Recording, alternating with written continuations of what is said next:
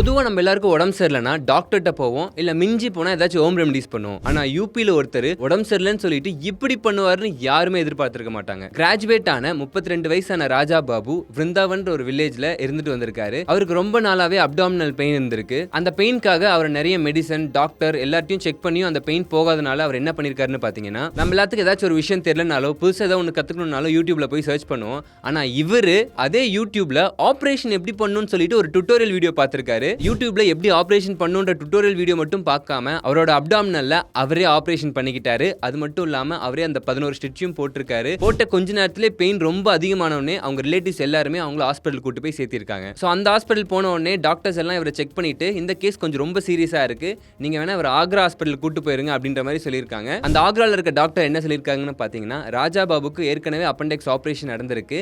இவரு ரொம்ப வயிறு வலிக்குதுன்னு சொல்லிட்டு இவரே பண்ண ஆபரேஷன்னால உள்ள ஏதோ இருக்குமான்னு சொல்லி தேடி பார்த்திருக்காரு. ஆனா அவருக்கு எதுவுமே கிடைக்கல. சோ இப்போ அவருக்கு எந்த பிரச்சனையும் இல்ல, நாங்க ட்ரீட்மெண்ட் பண்ணிட்டோம். ஆனா இந்த மாதிரி பண்ணக்கூடாதுன்னு சொல்லிட்டு அவங்களை ஸ்ட்ரிக்ட்டா வார்ன் பண்ணிருக்காங்க. DIY do it yourself நிறைய பேர் சொல்லுவாங்க. அதுக்குன்னு இந்த அளவுக்குமா? சோ இந்த நியூஸ் பத்தி நீங்க என்ன நினைக்கிறீங்கன்றத நம்ம கமெண்ட் செக்ஷன்ல சொல்லுங்க.